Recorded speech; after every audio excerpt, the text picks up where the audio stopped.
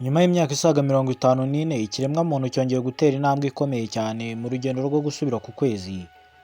Ku itariki ya mbere z'ukwezi kwa kane 2026, NASA yongereye kohereza abastronome cyangwa se abahanga mu by'ubumenyi bw'isi ndetse n'isanzure bane mu butumwa bw'amateka bwiswe Artemis 2 cyangwa se Second Artemis. Urugendo rwa mbere rw'abantu baganywe ku kwezi rwabaye muri 1972 nirwo rwaherukaga. Ese ni iki bagiye gukorayo, kandi ni ayahe mateka mashya bagiye gukorayo cyangwa se bagiye kwandikirayo?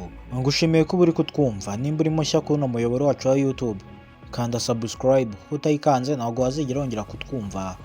Uhawe ikaze. Mu ijoro ryo ku ya mbere Mata 2025 isaha y'isa 6:35 z'ijoro ku masaha y'i Kigali, icyogajuru cya NASA Space Launch System SLS cyagurutse muri Kennedy Space Center mu gace ka Florida. Iki ni cyo cyogajuru gikomeye kurusha ibindi byose NASA yigeze yohereza. Kikaba gitwaye akandi kogajuru gato ka Orion karimo abastronome bane. Abari muri uru rugendo ni Lady Wiseman, akaba ari nawe muyobozi w'uru rugendo, hakabamo Victor Glover, akaba ari nawe mupiloti w'icyogajuru, Christina Koch, inzobere mu butumwa, ndetse na Jeremy Hansen, umunyakanada wa mbere ugiye kure y'isi mu mateka ya Canada. Uru rugendo kandi rwaciye impaka ndetse ruri no kwandika amateka menshi. Nibwo bwa mbere abantu bagiye hafi y'ukwezi nyuma ya Apollo 17 mu 1972.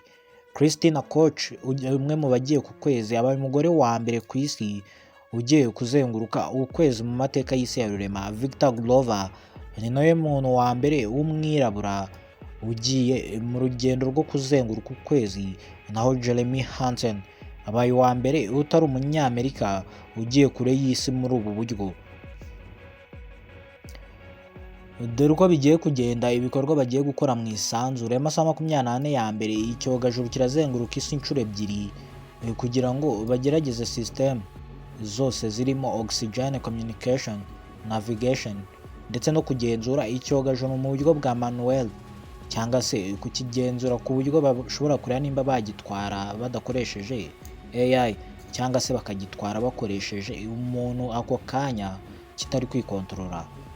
Nyuma yaho kandi Orion cyangwa se ka kogajuru gatoya karaza kuvamo icyitwa Translunar Injection Ban, ikomeza imbere gato y'urugendo rw'iminota 10 itwaye ba astronome bane, ruzayigeza hafi y'ukwezi, ikazenguruka ukwezi hanyuma ikagaruka ku isi. Biteganyijwe ko kandi aba bashakashatsi bazanyura ku ruhande rw'inyuma rw'ukwezi, hano hatigeze hagendwa n'abantu mu myaka myinshi ishize, kandi bazafata amafoto meza cyane kandi bakore ubushakashatsi buzatuma NASA yitegura kohereza abantu bazajya kuba ku kwezi mu rugendo rwa Artemis 3 cyangwa se urugendo ruzakurikira uru nguru. Nyuma kandi yo kurangiza urugendo, Orion izagaruka ku isi, cyangwa se kano kogajuru kazagatwaye abashakashatsi kagomba kugaruka ku isi n'umuvuduko urenga kilometero 40,000 ku isaha. Ni umuvuduko mwinshi cyane, hanyuma kagwe mu nyanja ya Pacific ubundi bajye kugakuramo.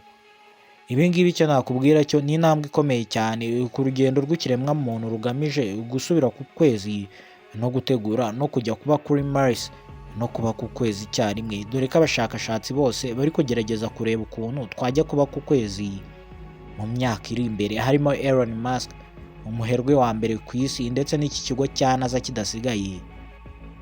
Muvuga ngo none nawo musozo w'ikiganiro nagutegure njye kikugezagaho, nitwa Kwibuka Lonje nk'ibisanzwe. Nimba ari mushya hano ntugende udakanze subscribe, usiga comment kandi ukande like nimba wakunze kino cyegeranyo. Amahoro y'Imana akomeze kubana namwe mwese.